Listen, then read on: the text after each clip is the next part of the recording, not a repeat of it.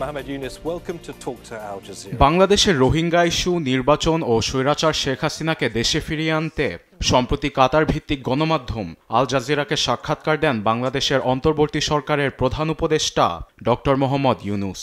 কাতার সফরে বাংলাদেশের আসন্ন জাতীয় নির্বাচনকে ঘিরে তিনি বলেন, এটি হবে বাংলাদেশের সর্বকালের সেরা নির্বাচন।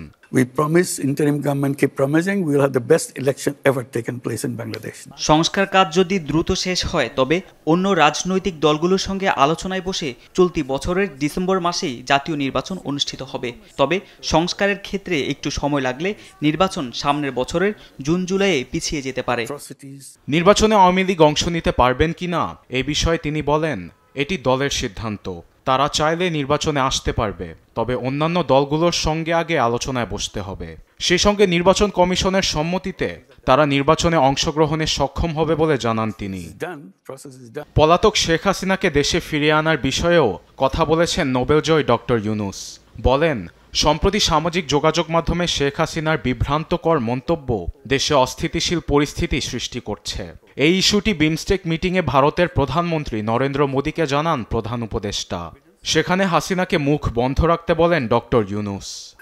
I had a discussion with Prime Minister Modi and I made it very clear that okay, if you want to keep her, that probably is not something that I can settle with you. But definitely, while she is here, she should not be talking. আমি নরেন্দ্র মোদীর সঙ্গে এই বিষয়ে আলোচনা করেছি। তিনি হাসিনাকে দেশে রাখতে চেয়েছেন। এ বিষয়ে আমি দ্বিমত জানাই, কিন্তু আমি তাকে অনুরোধ করেছি যাতে ফ্যাসিস্ট হাসিনা ভারতে বসে যেসব অপপ্রচার চালাচ্ছে তা বন্ধ করে। মোদী আমাকে বলেন, ভারতে কারোর বাক স্বাধীনতার উপর আমরা হস্তক্ষেপ করি না।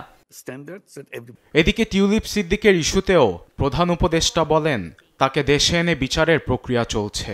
দুদকের প্রমাণের ভিত্তিতে দেশের আদালত কাজ করছে। রোহিঙ্গা ইস্যুতে জাতিসংঘ ও আন্তর্জাতিক মহলে আলোচনা চলছে বলে জানান প্রধান উপদেষ্টা।